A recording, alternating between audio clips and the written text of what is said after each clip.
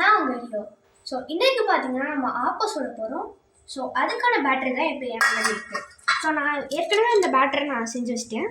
So இந்த battery பார்த்தீங்கன்னா பச்சை அரிசியில் தான் செய்யணும். ஸோ பச்சை அரிசி வந்து 1 கப் எடுத்துக்கிட்டிங்கன்னா அதுக்கு வந்து 1 ஸ்பூன் உளுந்து ஆட் பண்ணணும். ஸோ அதை ஆட் பண்ணி 3 மணி நேரத்துக்கு வந்து நீங்கள் அதை ஊற வைக்கணும்.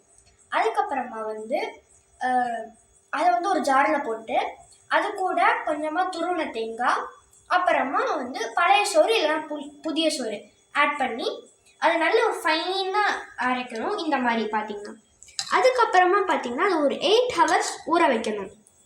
ஊற வச்ச பிறகு நம்ம ஆப்பம் சுடுறதுக்கு 1 ஹவர் முன்னாடியே இதில் வந்து சால்ட், சுகர், அப்புறமா ஒரு pinch of baking soda add பண்ணிக்கோங்க. ஸோ இது பார்த்திங்கன்னா இந்த கன்சிஸ்டன்சியில் இருக்கணும். நல்ல ஃபைனாக ஒரு வாட்டர் மாதிரி கொஞ்சம் திக்காக அந்த மாதிரி இருந்தால் போதும். ஸோ இப்போ வாங்க ஆப்பம் சுட்டுறலாம். இப்போ ஸ்டவ் ஆன் பண்ணி நம்ம ஆப்ப சட்டியை வச்சுக்கலாம்.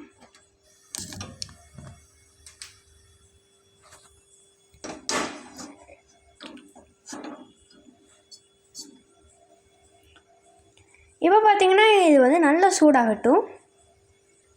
இப்போ பார்த்திங்கன்னா நம்ம சட்டி சூடாயிடுச்சு. ஸோ இப்போ இதில் போட்டுக்கலாம். பார்த்திங்கன்னா நம்ம ஒரே ஒரு ஸ்பூன் தான் யூஸ் பண்ணணும். ஒரே ஒரு ஸ்பூன் ஊற்றிக்கலாம்.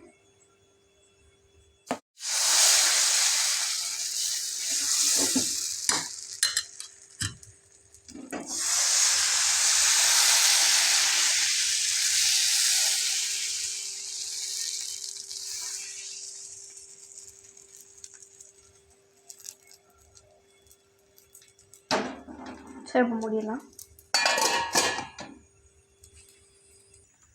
ஸோ இப்போ வெந்திருக்கும்னு நினைக்கிறேன். ஸோ ஓப்பன் பண்ணிடலாம்.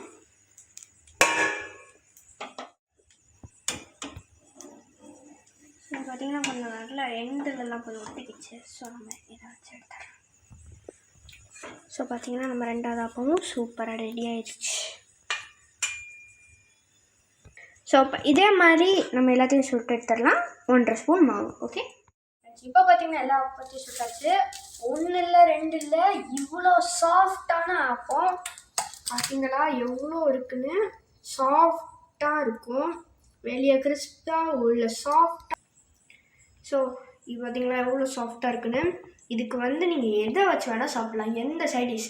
நான் இப்போ ஒரு எடுத்துக்காட்டு கொஞ்சம் சொல்கிறேன். தண்ணி சட்னி, சன்னா மசாலா, சிக்கன் குழம்பு, மட்டன் குழம்பு, எக் கறி, என்ன வேணால் வச்சு சாப்பிட்லாம். இதுக்கு பார்த்திங்கன்னா தேங்காய் பால், பசும்பால் கூட ரொம்பவே டேஸ்ட்டாக இருக்கும்.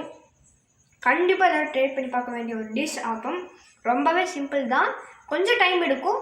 ஆனால் அதை செஞ்சு சாப்பிட்டிங்கன்னா ரொம்பவே டேஸ்டியாக இருக்கும், அருமையாக இருக்கும். ஸோ எல்லோரும் கண்டிப்பாக ட்ரை பண்ணி பாருங்கள். தேங்க்யூ ஃபார் வாட்சிங்.